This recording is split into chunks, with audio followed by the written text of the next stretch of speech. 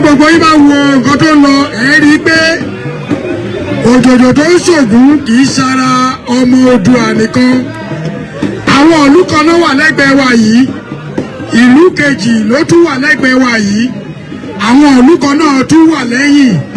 Sọ gbogbo tó ń ṣẹlẹ̀ nílẹ̀ ayé kì í ṣọ̀rọ̀ ilẹ̀ Nàìjíríà nìkan.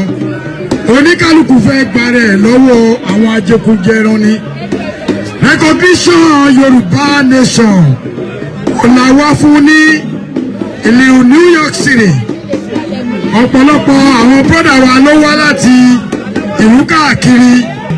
Tẹ́ ẹ bá wo àwọn ìyá mi tó wà níbí, gbogbo àwọn ìyá tó wà níbí ló ti ní ọmọ tó ń bímọ. Àmọ́ wọn wá wọlá wípé ó ti da fáwọn, wọn wọlá wípé ó ti yẹ àwọn, wọn wọlá wípé Ọlọ́run ti ṣe nǹkan tó ń fẹ́, nítorí pé yìí tá à ń ṣe ní ìlú tí wọ́n ń pè ní Nàìjíríà yẹn. Ẹ jọ̀ọ́ torí Ọlọ́run ẹ̀yin èèyàn mi, èyí tí mo fẹ́ sọ gbogbo ẹni tó bá ń gbọ́ wa lórí Zoom, tó bá ń gbọ́ wa ní everywhere, ẹ̀yin youth, you guys need to wake up. It's time for the youth to wake up. Recognition Yorubanation gẹ́gẹ́ bí mo yẹ sọ, olabawabi kò sẹ́ni tó bẹ̀rẹ̀ wá, ẹni tó wá láti California, ẹni tó wá láti New York, ẹni tó wá láti Washington, ẹni tó wá láti Maryland, Georgia, káàkiri la wà ń bí. Tẹ́ ẹ bá wo àwọn tá wà ń bí, fíù làwọn tó ń gbé New York nínú wọn, ọ̀pọ̀lọpọ̀ wá tó máa sùn. Tẹ́ bá dẹ̀ wò, a fi iṣẹ́ wa sílẹ̀, a fi ọ̀nà wa sílẹ̀ láti wá ṣe kíni, láti wá sọ̀rọ̀ nípa ilẹ̀ bàbá wa. Ilẹ̀ bàbá wa ṣe kókó fún wa. Ohun tá a dẹ̀ fẹ́, òun ni recognition, kó recognize wa. A fẹ́ kí United Nations kí wọ́n recognize wa. All we want is, we want United Nations to recognize Yorubanation. We want United Nations, United States to recognize Yorubanation. What for anything, all we want is recognition. Bí bàbá wa alànà ilẹ̀ Yorùbá ṣe sọ, wọ́n ní tí wọ́n bá ti recognize wa ó ti tán. Àwa dúpẹ́ pé lọ́tún lọ́sì àti ní recognition kò kàn yé àwọn èèyàn ni. Ìtọ́ máa mú wa tí wọ́n ní recognize wa, Ọlọ́run ní jẹ́ kó ṣẹlẹ̀. Tẹ́ ẹ bá wá wò ó gẹ́gẹ́ bí mo ṣe sọ, gbogbo àwọn sister wa ń bì báyìí, gbogbo àwọn big brother mi, àwọn big sister mi, àwọn tó kéré sí mi, àwọn tí mo jùlọ àtọ́tà àjọ jẹ́gbẹ́, gbogbo aláwọ̀ bì láti wá wò ó pé bí wọ́n ṣe ń pa àwọn ọ̀yà wa, a máa tẹnumọ́ the same thing. Bí wọ́n ṣe ń pa àwọn bàbá wa kò tẹ́ wa lọ́rùn. Èyí tó ṣe ó tó gẹ́, nǹkan tó tẹnumọ́ fún wa ni pé ká máa tẹnumọ́ recognition of Yorubanation. We want the whole world to recognize Yorubanation. We want the whole world to recognize what? Yorubanation. We want the whole world to recognize what? Kí la fẹ́ kí wọ́n mọ̀? Kí la fẹ́ kó ṣe fún wa? Kí la fẹ́ kó ṣe fún wa? Láì ní ìtàjẹ̀sílẹ̀. Àti wà tired of one Nigeria. Tẹ́ ẹ bá wá wò ó, gbogbo ẹ̀yin ọlọ́gbọ́n tẹ́ ẹ bá wò wá káàkiri àgbáyé, ní ìlú tá a wà yìí, èdè kan péré náà ní o.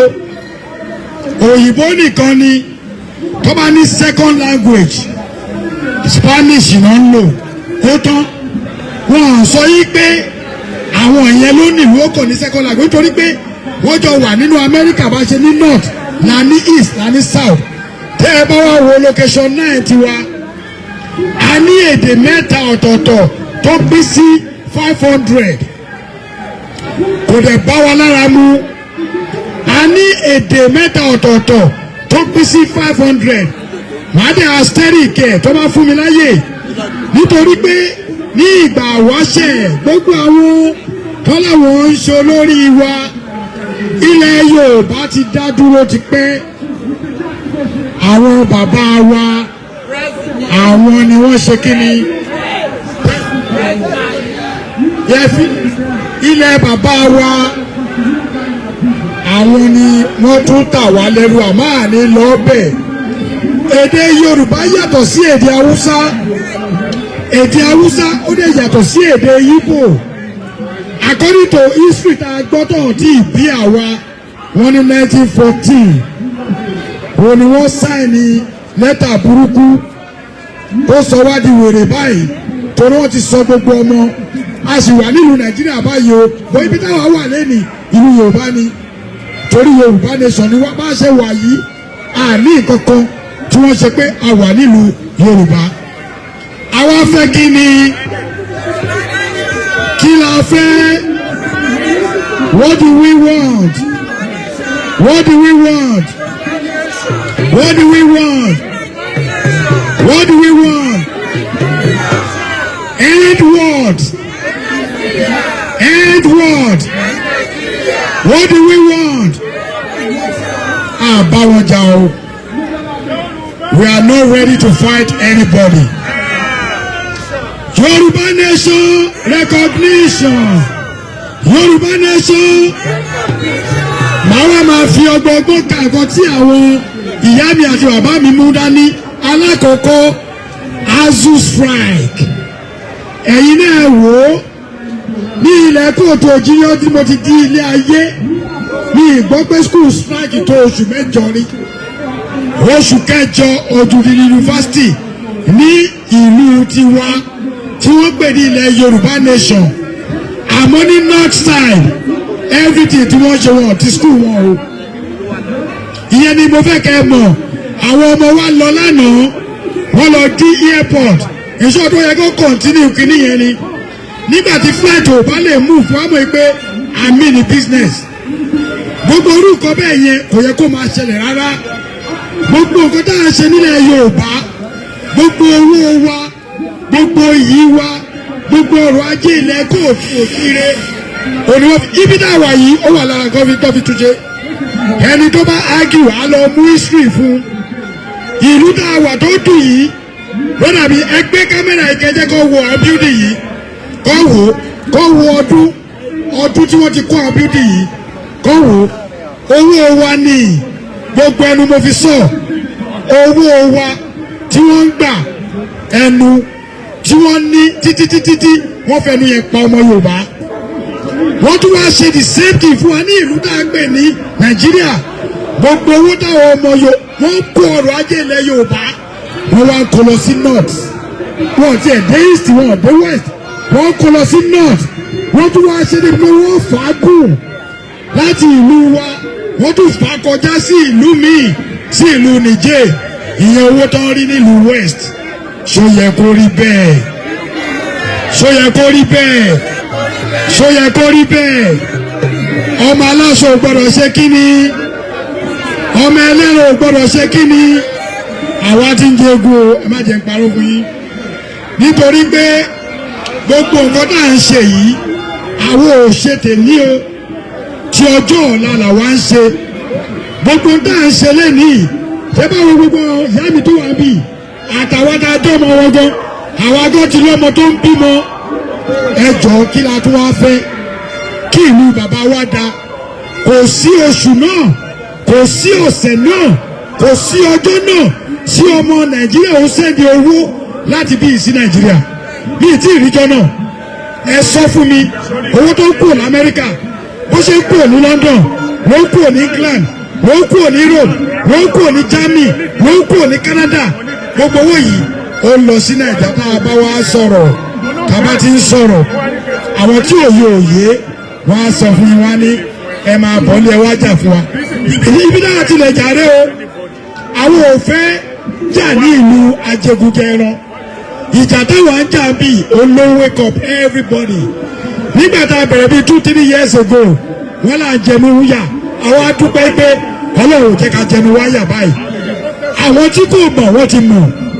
Ìjẹ́ nígbàgbọ́ yí pé nígbà ó kásù history Yorùbá wọ́n tún yọ subject Yorùbá kúrò àárọ̀ ẹni mò ń gbọ́ yẹn. Subject Yorùbá wọ́n yọ kúrò ní Nàìjà wọ́n sì subject Yorùbá mọ́ bóyá ẹ̀rọ ni bóyá òótọ́ ni mi mọ̀. Wọ́n ní wọ́n ti yọ subject Yorùbá kúrò. Ẹ imagine nílùú bàbá wa bá wa ń sọ̀rọ̀ àfẹ́ over 500 each state tá a dẹ̀ lè testify. Mo wá ní ọ̀rọ̀ kan tí mo fẹ́ sọ fún gbogbo ọmọ Yorùbá èyí tẹ́ ẹ wà nílé yàtọ̀ fáwọn tá a wà lájò ibikíbi tẹ́ ẹ bá ti rí wọn tí wọ́n já wọn lẹ̀ nídìí láti bá wọn jà ẹ kàn tọ́jú nǹkan pamọ́ sí wọn lára ẹni tó bá yé ni tó yé àní ẹ pa wọn o tó ti yẹ yí àní ẹ̀yìn wọn bọ̀ o ẹ kàn tọ́jú nǹkan sí wọn lára kẹ fún wọn lẹ̀ tó máa bá tiwọn lọ ẹ yé máa ṣe fídíò wèrè mọ́ àti wàtáyà ọ̀dà fídíò ó ti sú èmi gẹ́gẹ́ bí ẹnìkan kẹ́ ẹ máa ṣe fídíò all the time fídíò yìí náà ní nǹkan ẹ wá wò wọ́n ti ń já wọn lẹ́ẹ̀bí kí èèyàn la fẹ́ jẹ ni kò ń ṣe nǹkan tá a fẹ́ jẹ nǹkan tá a nídìí ni pé tẹ́ ẹ bá ti rí wọn ẹgbẹ́ àwọn ọmọ ogun tẹ́ ẹ mọ̀ lọ́tún lọ́sì pé wọ́n ti já lágbádá síbi ẹ tírèsì wọn ẹ lé wọn pa èyí tẹ́ ẹ bá mú ẹ tọ́jú nǹkan sí lára ó wá ṣe mí láàánú wípé tẹ́lẹ̀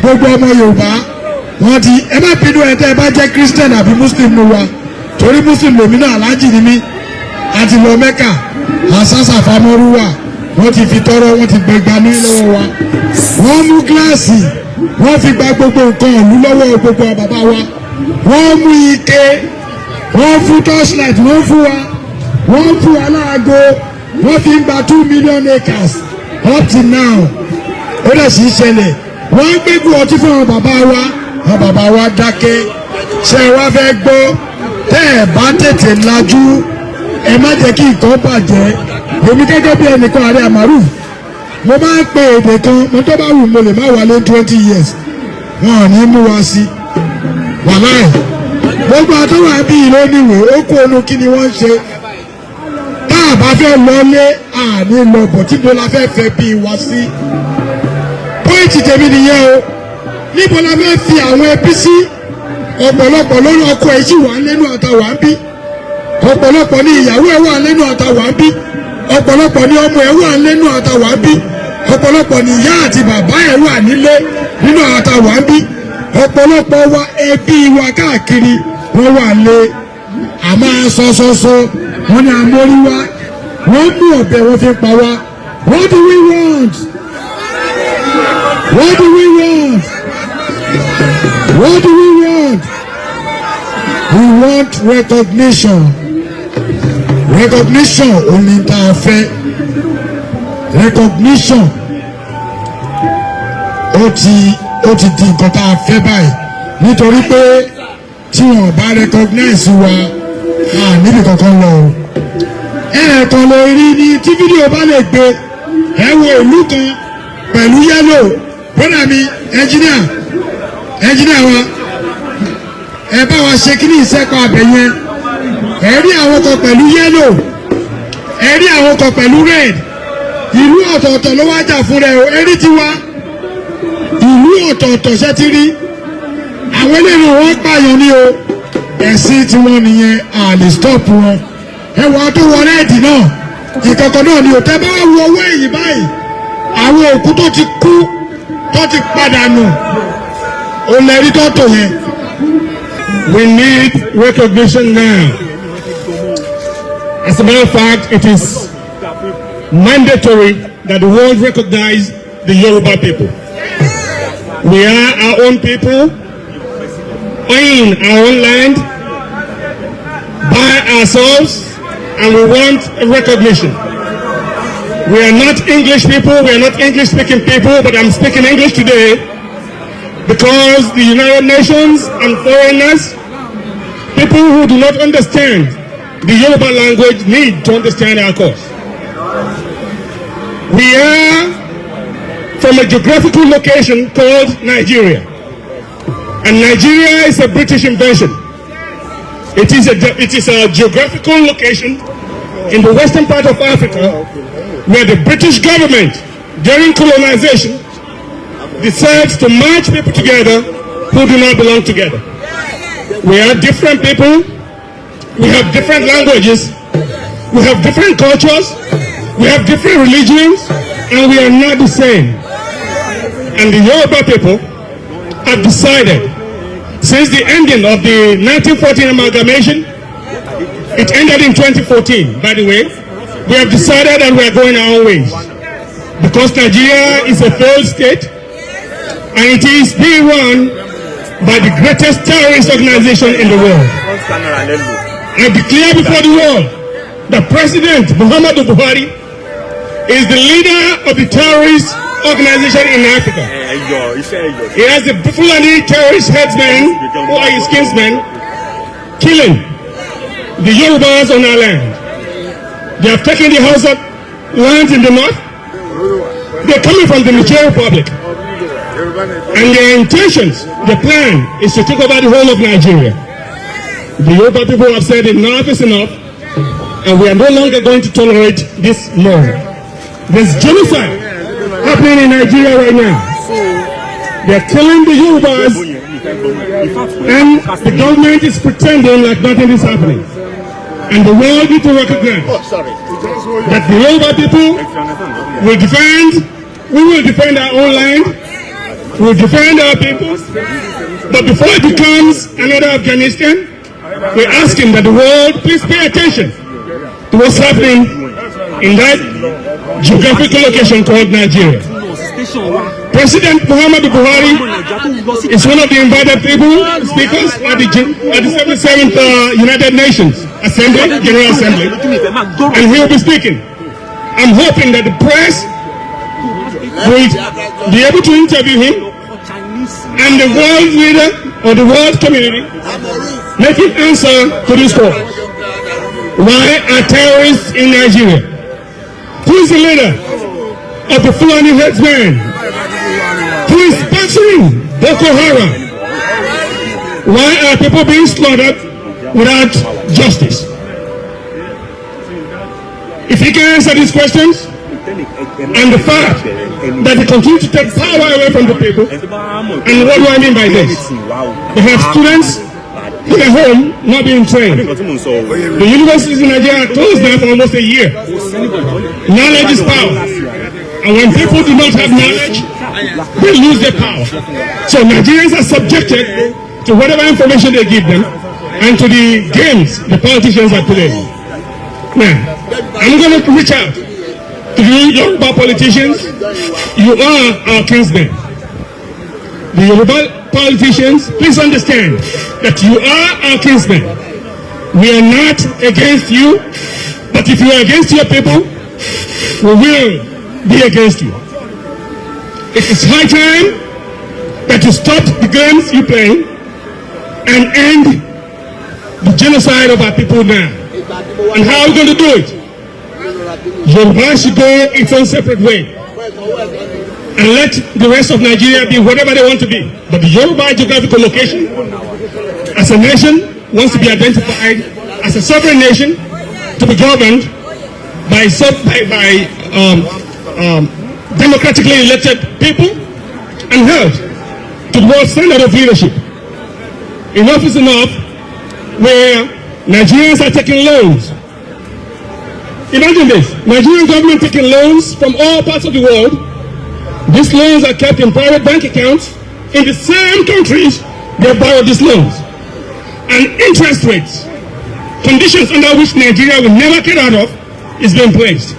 So not only do we not have the money, we have a loan and a contract to pay, and there's no development happening in Africa. And the money is still kept in this Western world. So let me tell you, my brothers, the West is not interested in a free Yoruba land. Yes. Britain is not interested in a free Yoruba land. They are interested in keeping us perpetually down so that they can continue to have Nigerians run away from Nigeria to be slaves in these foreign lands. Think about it.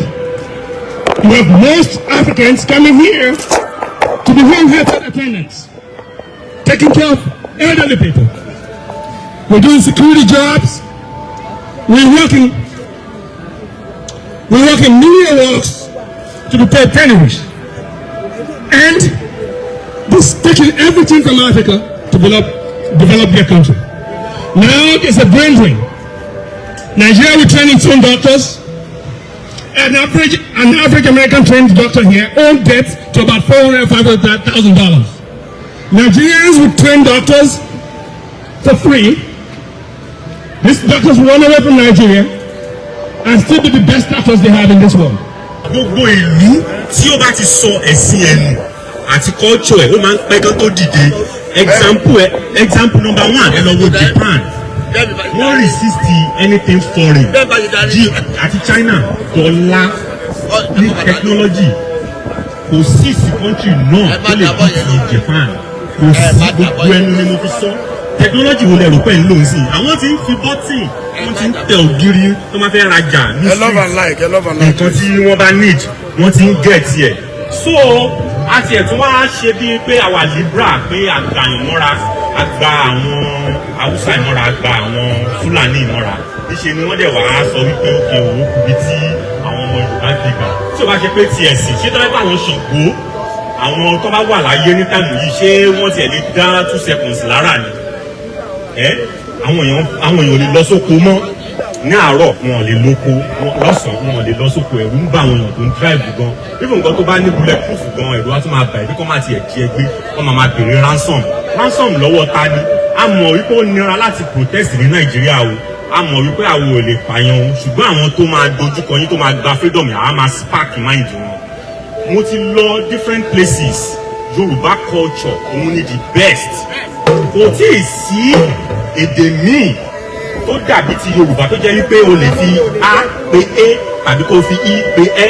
Ìyàtọ̀ ẹ̀ wọ́n máa bá iyán mọ sí nídìí ni recognition yẹn máa wà ńbẹ̀ tí separation yẹn dẹ̀ máa dáńtọ́ dáadáa tó jẹ́ wípé tó bá kọ sílẹ̀ kíkà ẹ̀ gan ó dúró rí. Ta ló ń jẹ́ the lion of the tribe of Judah? Ẹ má jẹ́ ká tú tán. Pélé ìlà ló ń jẹ́ tribe àwa la ní. Ẹ má jẹ́ ká ti tú tán. Yorùbá àwa la ní. Ifá àwa la ní. Àṣà àwa la ní. Gbogbo nǹkan tá a ní tó jẹ́ àṣà àti ìṣe wa kò wá controversial. Gbogbo ẹ̀ ló dúró ní ẹyọ kọ̀ọ̀kan. Ṣé àṣà ló fẹ́ sọ ni? Ṣé ìṣe ló fẹ́ sọ ni? Ṣé ìtẹríba ló fẹ́ sọ ni? Ṣé culture ló fẹ́ sọ ni? Ṣé respect ló fẹ́ sọ ni? Ṣé oúnjẹ ló fẹ́ sọ ni? Ṣé bọ́n ṣe ń tolé ló fẹ́ sọ ni?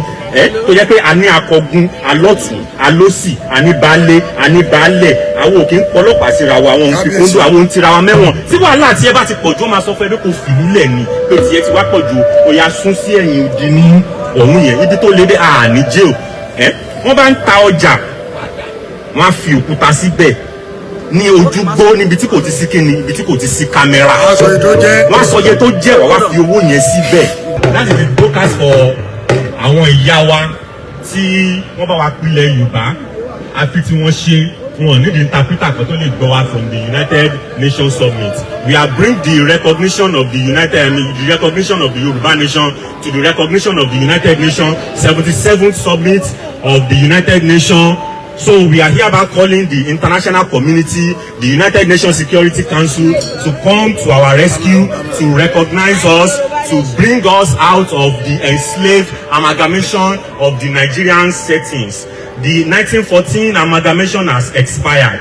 The 1999 Constitution is a military decree, not by the democratic people of Nigeria. It is fraudulent. It is engaging the people of the North to have power over the people in the South and the West. For example, they are bringing the Fulani from the North to come and occupy our land in the South and the West. Now they are playing us. They are bringing water resource.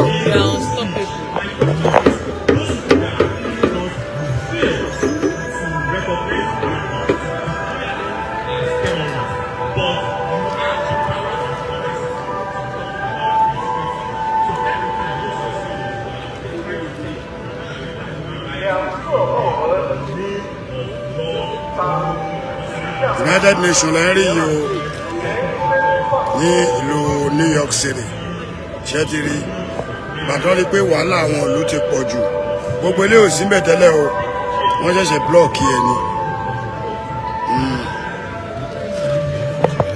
àwọn èèyàn wa díẹ̀díẹ̀ tó jáde náà lè rí yìí àwọn bàbá mi tó wá lùlù fún wa rí àwọn bọ́dà tó wá lùlù fún wa rí ẹ wo ẹ ìyá mi ẹ rí àwọn ìlú mi bẹ́ẹ̀ ni àwọn ìlú mi ilẹ̀ tó ń rí yìí o kẹ́lẹ̀ mọ̀ pé gbogbo òlu ló ní wàhálà o ẹ ti rí wọn pẹ̀lú yellow ẹ wà àwọn African country kan ló wọ red yẹn àwọn ẹ̀mí rí wọn fídíò dáadáa ọkàn nìyẹn àwọn kan tó wà lẹ́gbẹ̀ẹ́ lọ́hùn àwa tá a wá láti ilẹ̀ Yorùbá àwa lélẹ̀ ẹ jọ ẹ bá wa ṣí àkíní ẹ má kò wò lásán o ẹ ṣí àkáwọn èèyàn lè mọ̀ Yorubanation ẹ mi flag yẹn kọ́ yes ẹ ti rí yes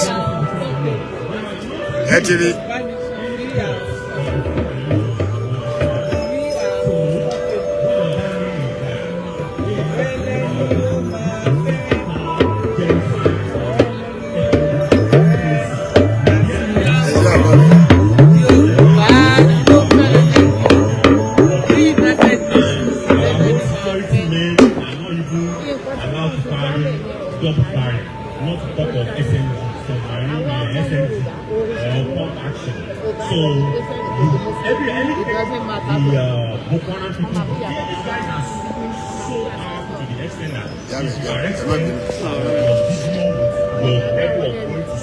If you even try to manage to jail them, they will go and break the prison and bring their boys out.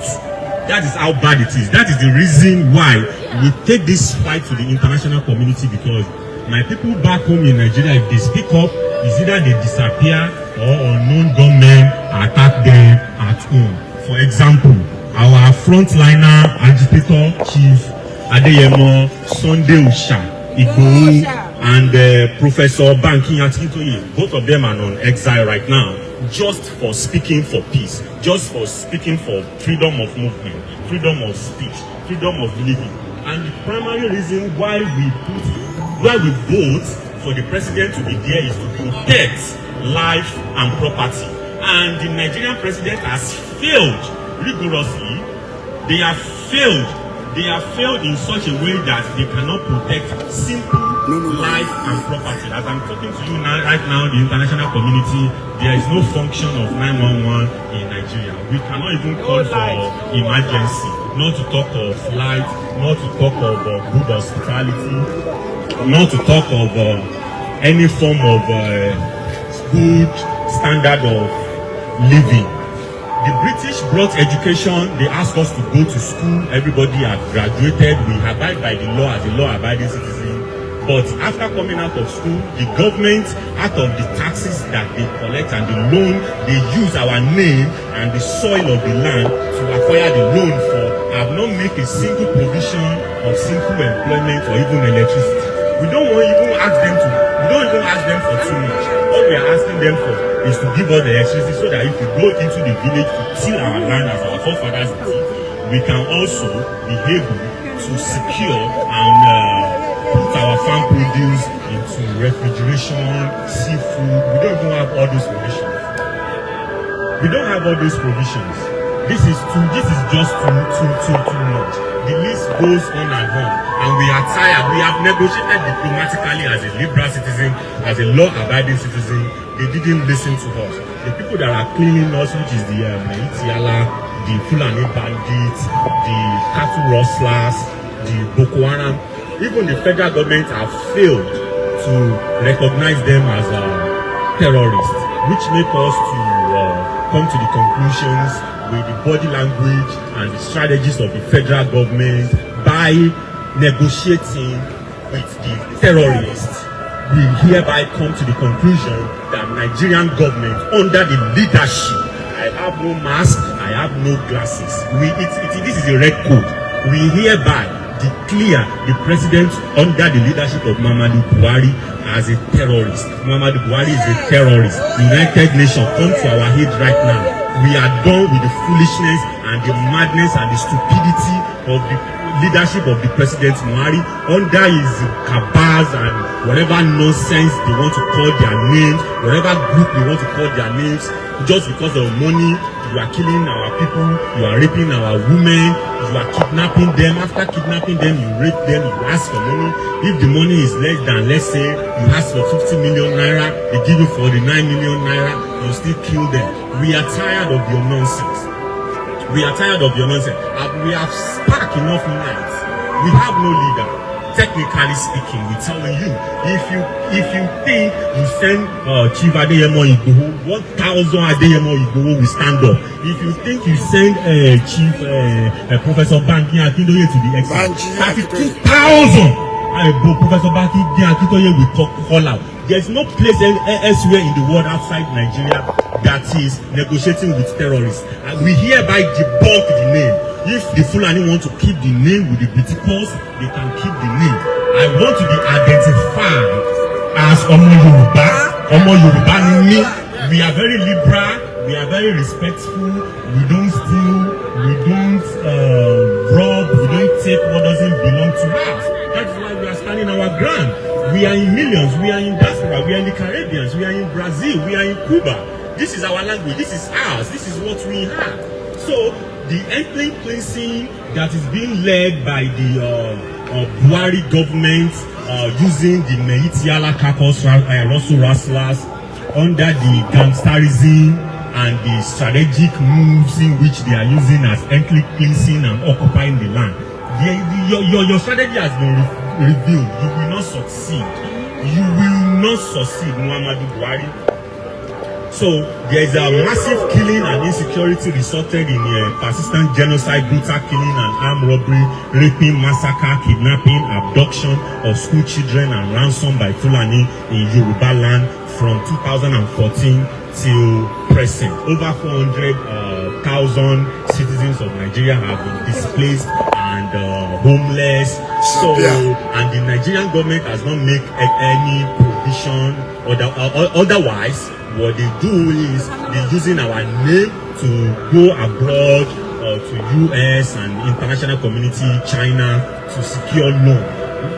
I'm hereby calling on the international community to stop giving them loan, and whenever they come to the loan, let them come in the name of their family. Let them come in the name of their friends, and their colleagues, and their personal name to use their own edge as collateral security for the loan that they are securing.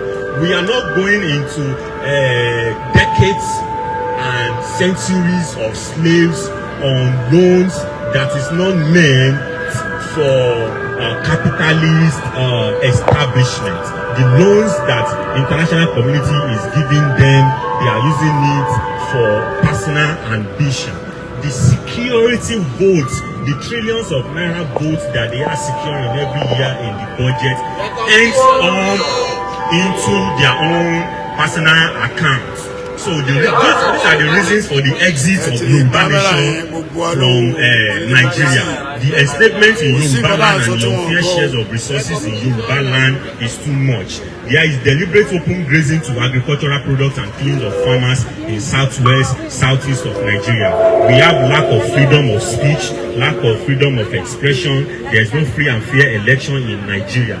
Presently, we are hearing and seeing with proofs that they are giving some men arms and ammunition to strategically locate them, distribute themselves on our land. We don't want that no more. And we want the United Nations to question Muhammadu Buhari on the status of the security of Nigeria and West Africa being a giant nation.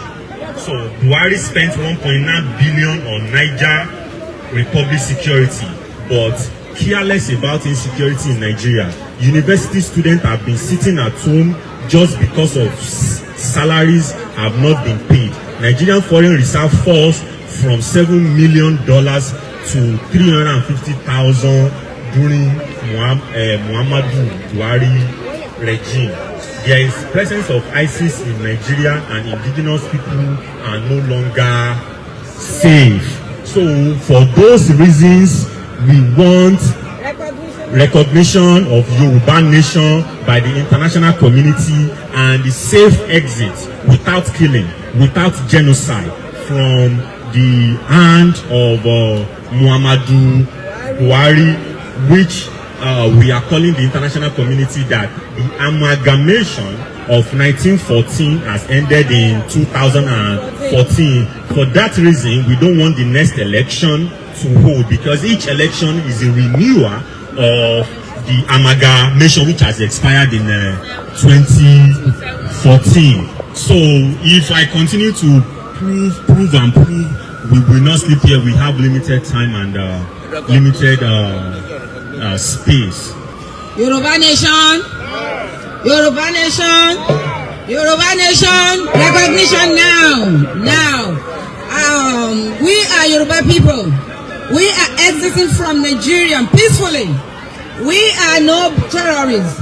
We are no bandits. We are no armed robbers.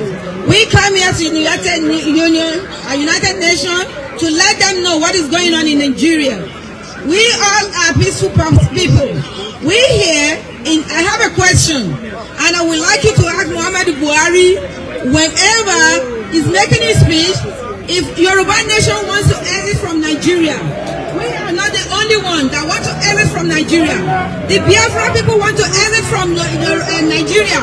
Even though the Hausas that we think it belongs to, that Muhammadu Buhari belongs to, they are trying to exit.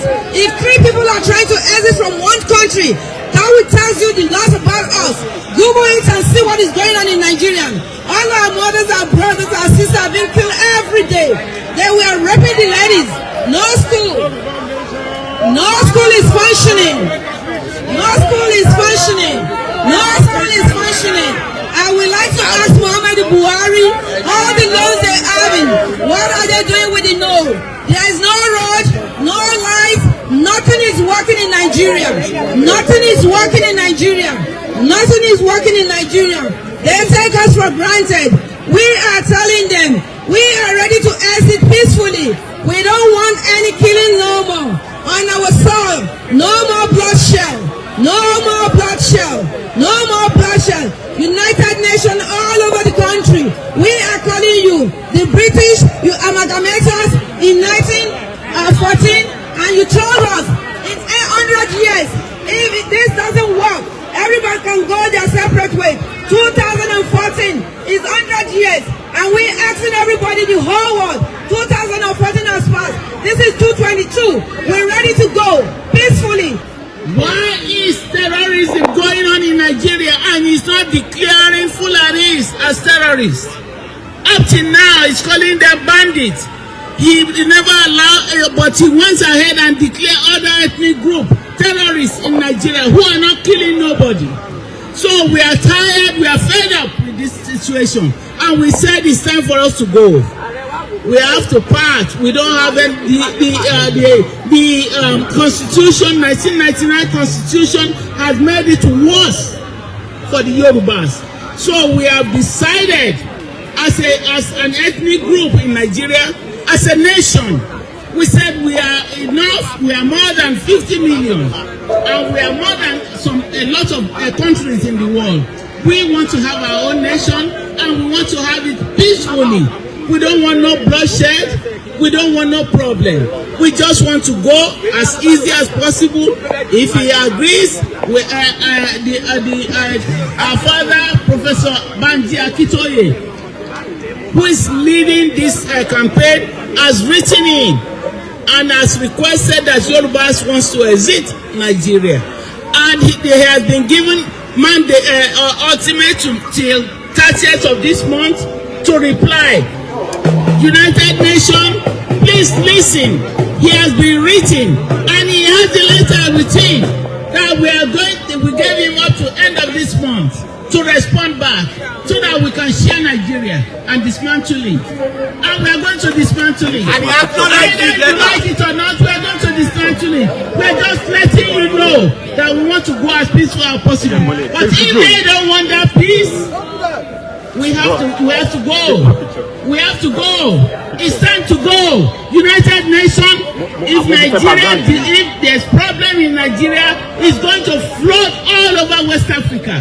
Over 200 million citizens of Nigeria. They will scatter all over West Africa, and you won't be able to handle it. It's as good as possible for you to let us go right now. We want to go, and we want to pass peacefully. Yes. We are asking for your recognition. United States of America, Britain, France and China and every other powerful country in the world. We need your recognition. Yoruba Nation want to leave Nigeria and we want to live as peaceful as possible. But if they want to fight us back or attack us, we will defend our land. We will defend our land. We will not let them go free. So we are just asking, please make it as peaceful as possible and recognize us, and we need it immediately. This month, we need it this month. Yoruba Nation. No. Stop it, bro. Stop The indigenous people of the southwestern Nigeria, 285 people, they are being terrorized, kidnapped. Thank you. Our females are being raped. We are calling on the international community at this 77th United Nations General Assembly. We don't want to come back here next year. We were here last year, and I know quite well that the world many people, the world leaders listened to us last year. That is why they told Professor Akitoye to write a letter to Muhammadu Buhari, the terrorist president of Nigeria. I said thank you, America. I said thank you, America, and I want to use this opportunity to say a very big thank you again to President Barack Obama. During his regime, he made sure that he saw the end to the #1 terrorist in the world, the person of the already killed Osama bin Laden. Yeah, thank you. I want to use this opportunity again to say a very big thank you to President Joe Biden, a futuristic father, a grandfather. President Joe Biden is kind, he's enlightened, he's well traveled, he's educated, he's matured. Unlike the current president of Nigeria, terrorist Muhammadu Buhari, that does not have any certificate he cannot produce. The things I know, and all the useless cabinet of Muhammadu Buhari. Thank you, President Joe Biden, for killing the #2 terrorist in the world with the help of drone technology about 3-4 months ago. Listen up, America. Listen up, NYPD. I'm talking to you right now. Muhammadu Buhari is in town. He's a terrorist. Okay, boss, what's your name, NYPD? I need you to arrest him. Let that boy out of here, okay? He doesn't belong into the enlightened community. Muhammadu Buhari is not supposed to be here and is exercising the freedom of speech which he refused to give to the indigenous people of Nigeria. Muhammadu Buhari needs to be arrested. And this year 77th United Nations General Assembly is a bad boy. Muhammadu Buhari is the third most terrorized person in the world after Osama bin Laden and after the second terrorist that was killed 3-4 months ago by the regime of President Joe Biden. Kudos to President Joe Biden. Can we give President Joe Biden 3 doses? Are you ready? I said, are you ready? You need to follow me back. We're going to give 3 doses to President Joe Biden. Are you ready? Yeah. Let's go. 1, 2, 3. Go, sir. Go, sir. Go, sir. 3 doses to the NYPD officer who are going to help us to arrest terrorist Muhammadu Buhari this year at the National Convention, because his heart is going to be here tomorrow to address the world leaders, which is not supposed to do. The world leaders are trying enough to give him microphone for freedom of speech. President Muhammadu Buhari, NYPD detective, how you doing? Good to see you again. My time is not up yet. Yes, it is. Yeah, no, it's not. Give me. What time is it? Let me fuck that guy up. 3 doses for detective. Detective Alota. 3 doses for detective Alota. I will praising you. Praising. 3 doses for the entire NYPD. Go, sir. NYPD. Thank you for keeping America safe. Thank you for keeping New York safe. From any terrorist of I say kudos to you, and I thank you for that to guide you, guide your family, guide your job. Okay? Terrorist Muhammadu Buhari is the president of Nigeria in town. We need to get arrested. Yeah, listen, you guys must be ready to either arrest me tomorrow or you arrest Buhari because I'm going to cut you for now. Let my president your body is out. I'm telling you, I'm serious now. Okay? Big guys keep a lot and watch out for me. I'm a good boy. Yorubanation! Yorubanation! ó jẹ́ bá tẹ̀lé òun ẹ̀ mọ́lẹ̀. Yorubanation náà. Ìgbòho iṣẹ́ eré máa ń tẹ́lẹ̀ lọ́rùn. Ìgbòho 25 minutes. Ìgbòho máa bá ṣẹ̀rẹ̀ lọ. Akíntayè máa bá ṣẹ̀rẹ̀ lọ. Iṣẹ́ eré máa ń dá wa lọ́rùn. Akíntayè máa bá ṣẹ̀rẹ̀ lọ. Iṣẹ́ eré máa ń dá wa lọ́rùn. Akíntayè máa bá ṣẹ̀rẹ̀ lọ. Ìgbòho máa bá ṣẹ̀rẹ̀ lọ. Ìgbòho máa bá ṣẹ̀rẹ̀ lọ. Iṣẹ́ eré máa ń dá wa lọ́rùn. Òòṣà máa bá ṣẹ̀rẹ̀ lọ. Iṣẹ́ eré máa ń dá wa lọ́rùn. Ìgbòho. Thank you for watching. If you're new to this channel, consider subscribing so you won't miss out any of our latest video. My name is Aki Anabi. I'm a video director and TV producer of Akomolowe on African Magic.